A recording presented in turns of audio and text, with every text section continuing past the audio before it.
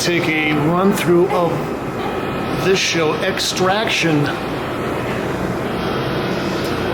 and we'll start looking at this piece. This is one of my favorite West Coast artists, Johansen. It's Untitled.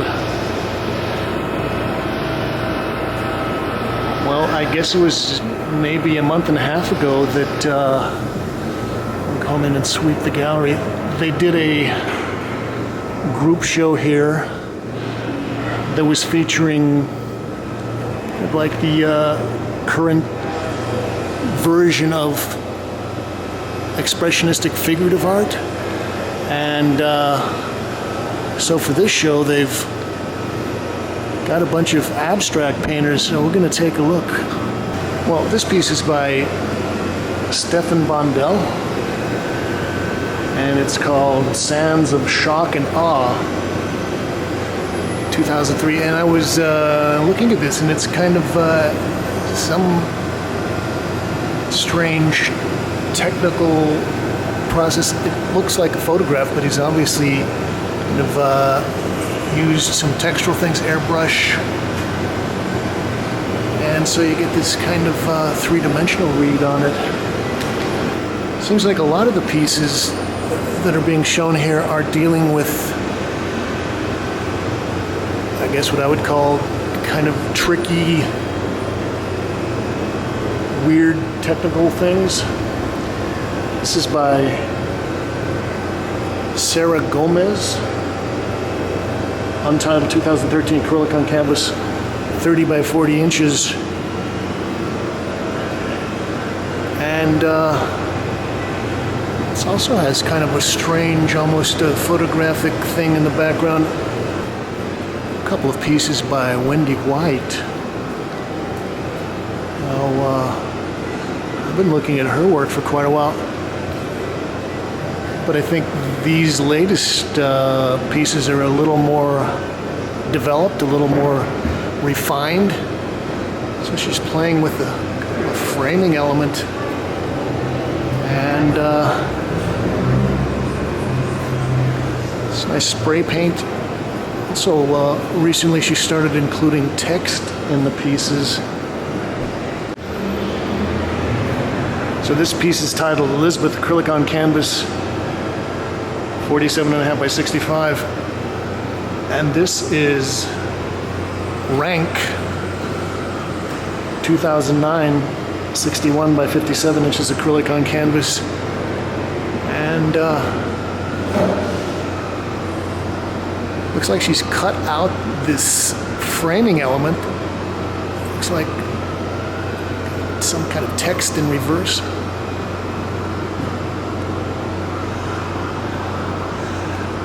And also she's got kind of the negative lettering here. It's like funky masking tape. And I've noticed a lot of young artists are going for an extremely light, washy, or even sprayed colored surface these days. It's by Sarah Brahman, called Lay Down Low. Spray paint and liquid text on plywood. Looks like Sarah found these on the street and drug them back to the studio. It's kind of a fun, formalistic piece by Davina Simo. Now this is all just links of chain that are attached on nails that are applied to the wall in an X pattern. This is Peter Sutherland. Wood panel glue, sand enamel, paint, and reflective beads.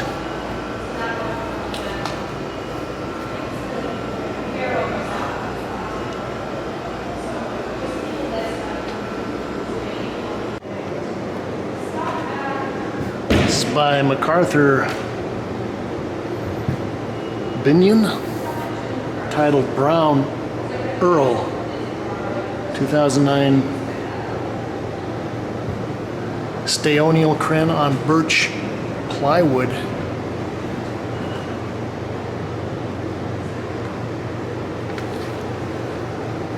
Now, he's really spent a lot of time grinding away on this and has built up this kind of nice nubby texture.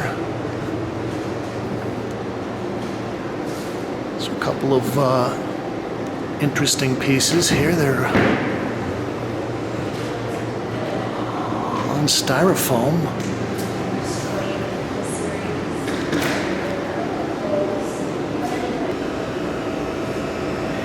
These pieces are by Thomas Øvilsen. Polystyrene foam, fiberglass, epoxy, and auto paint. And I think this probably owes a lot to somebody like John McCracken, although McCracken was very much into the perfect monochrome surface, and this it gets kind of funky, and I like the way that he's polished these down. Now this is another intriguing piece by Thomas Øvilsen, titled Nouvelle Vague. This is polystyrene foam, fiberglass, epoxy, and auto paint. And they've got it bolted to the wall. I wonder if you could spin this. And yeah, these body puttied and sanded and buffed surfaces also kind of relate to Richard Prince's car hood pieces. Well, I guess this is maybe a diptych by James Crone, who they say is a Berlin artist. It's titled Water Home Scream AN, 2011. Oil on canvas, 30 by 30.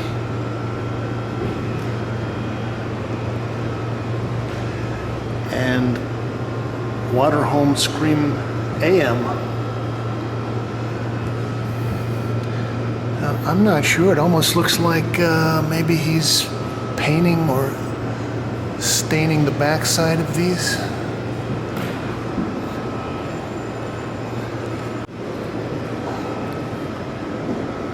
These are a couple of pieces by Oscar Murillo.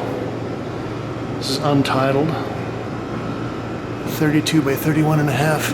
And you know, this has got the pathetic look of something that was like a drop cloth with a funky piece of masking tape on there.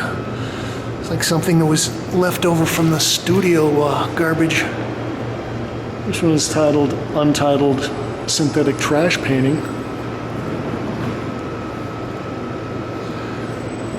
So when I see people using this kind of thrown away masking tape and stuff, I have to think of Franklin Evans, who uses his studio garbage as the subject and material for a lot of his work. Now this is a piece by Mark Flood, and you might think that this is some kind of fabric collaged in, but what it really is paint that he's squeegeed through a mesh, and he's got some petomedian and some other colors underneath coming through.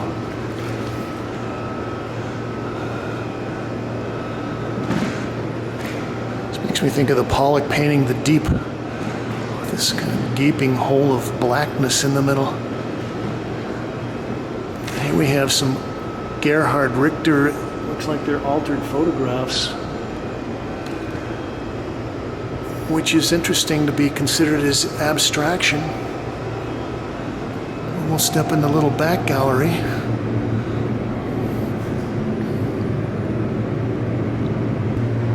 This is by Timothy Bergstrom, called Glound. It says Timothy lives and works in Brooklyn, and he spent a lot of time on this, almost threading these little strands of acrylic paint and building them up in this three-dimensional, like a weave.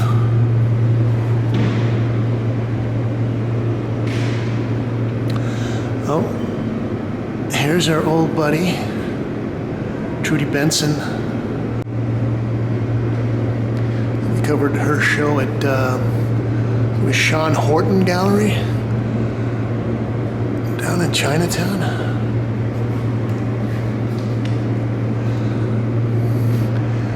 And yeah, Trudy's also using some pretty thick physical gooby paint.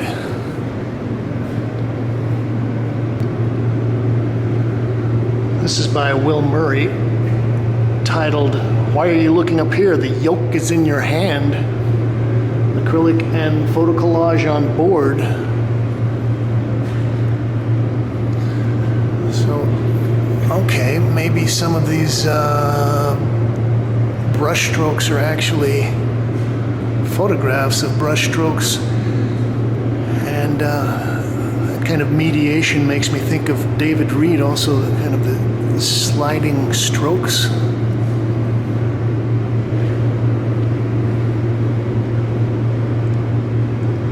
This is by Cory Arcangel, and I like the kind of juicy fluorescent colors, but here again we've got a kind of a strange squeegee frottage technique.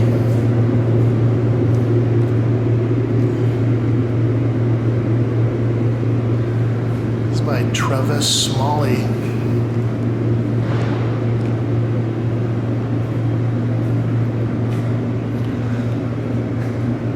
Also another incredibly high-keyed color piece. Well, I just read the wall label, and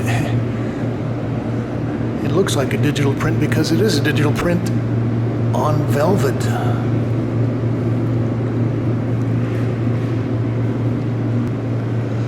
These are a couple of pieces by Anoka Faruqee. This is 2012 P-54, and that was 11 1/4 by 11 1/4 inches, and this one is 2012 P-28. Anoka was one of the 4 or 5 people that wrote the petition against Ken Johnson, who, you know, dared to have an opinion that they didn't agree with on a couple of shows. I think one was Dig This, and then the other one was the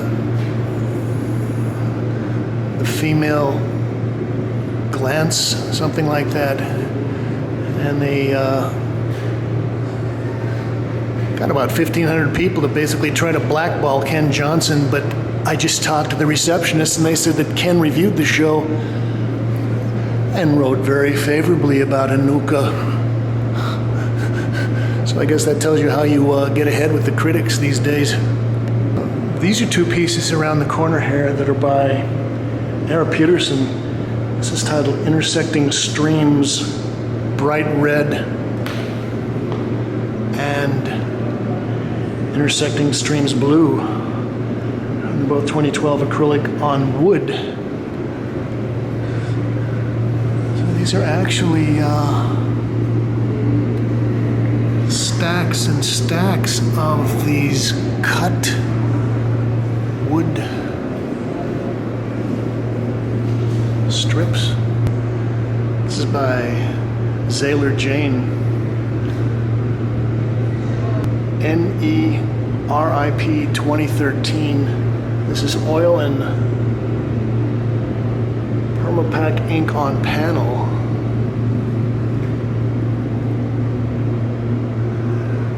This kind of refers to computer grids, digital information. Well, this is by Cory Arcangel.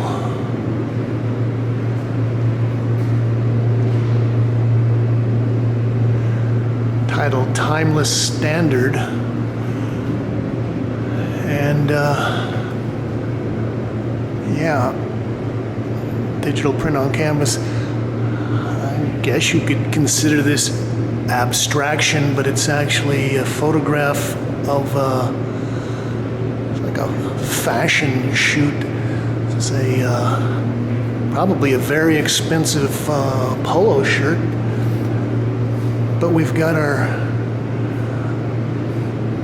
black, white, red, and yellow, so in a lot of ways this is Mondrian from Macy's. This piece is by Andrew Sutherland, titled Devoid, and it's like 8 by 6 feet. And initially I was thinking of Robert Ryman and his series of white paintings, but I was reading the wall label and they talk about Andrew making a layer of paint, of acrylic paint on the inside of trash bags, and I guess that's where you would get the wrinkles and the kind of Rorschach fold patterns that repeat, and then he glues them onto linen. Here with this piece by Wyatt Kahn titled Fig, linen on panel. So here we've got a couple of artists that are both dealing with basically white monochrome in different ways. And this one is just, must be nice Irish linen. He's chopped up his picture plane and then reassembled it.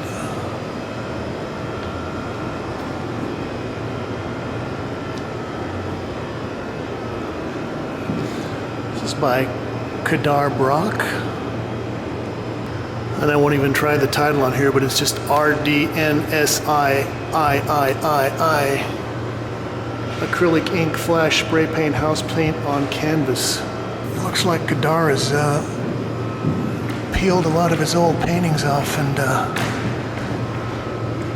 saved the residue. There's a couple of pieces by Ian Farah.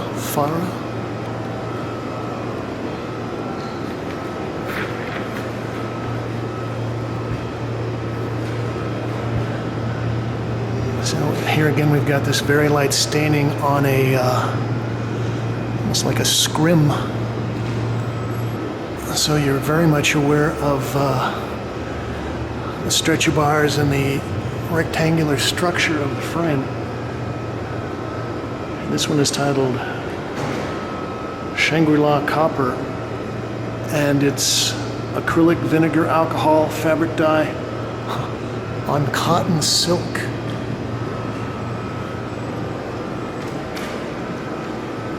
And this is Blue Air.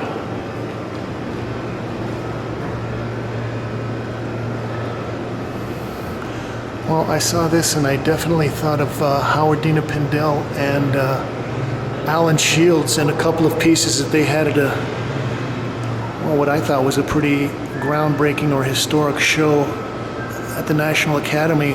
David Reed was one of the organizers.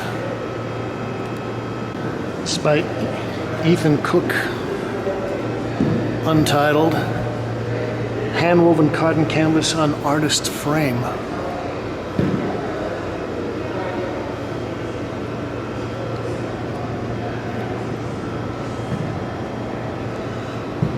Well, this kind of work always brings up the question of, are we looking at textile weaving, or are we looking at painting?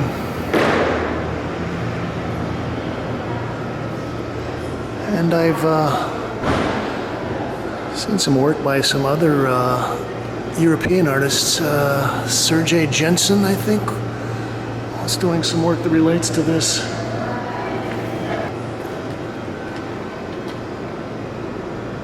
This is by Landon Metz. Untitled, dye on canvas.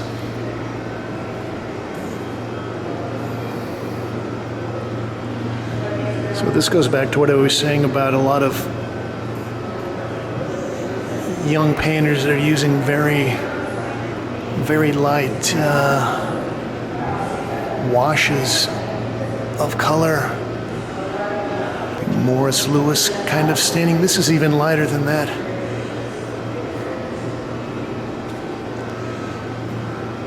It's by Sam Moyer, Untitled. And they were saying that Sam dyes and stains the fabrics on her roof, I guess in Brooklyn. And she collages them together and basically glues them on top of these white structures. So this is actually on board. And another nice pairing. This is Wade Guyton, Untitled 2009.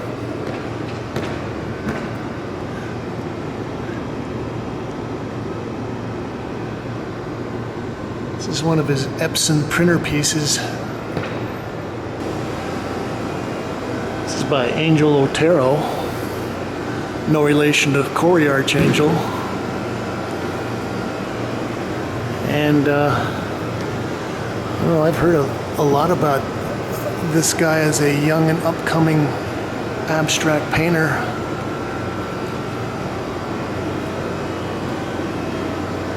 No, this is a fairly large piece, probably about 7 by 5.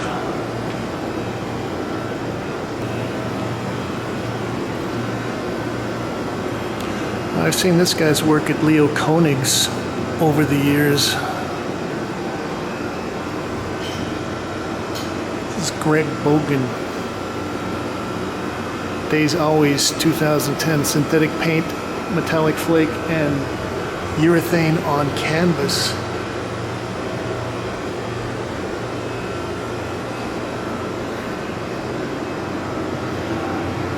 I think this kind of relates a lot to the California Finnish people.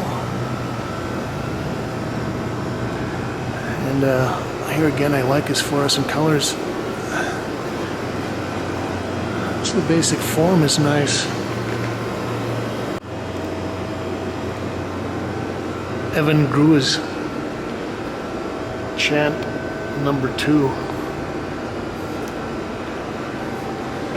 We got more staining, more spray paint. It has the quality of tie-dye.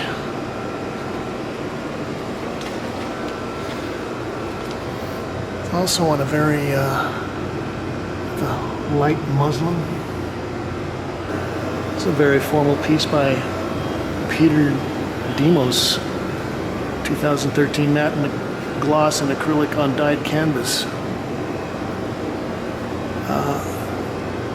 In certain ways, I can see a relationship between this and some of the work that Don Voisin has been doing lately. This is 72 by 48 inches. One of the reasons I wanted to get in here and kind of look at this current batch of abstract painters is because I noticed that there are 3 or 4 major shows that are happening now that will be featuring work from the 1950s, the 1980s, and then this stuff, which is today. This is by Adam Henry, Untitled, TVP TGD, 2013. Synthetic polymers on linen. Now, this has got a very glossy surface that he's primed this with too.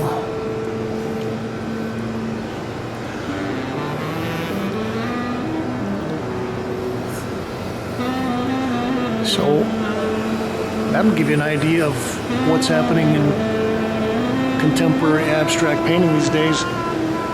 This has been James Combe coming to you from The Hole and Extractions here on the Bowery. Thank you, Kate.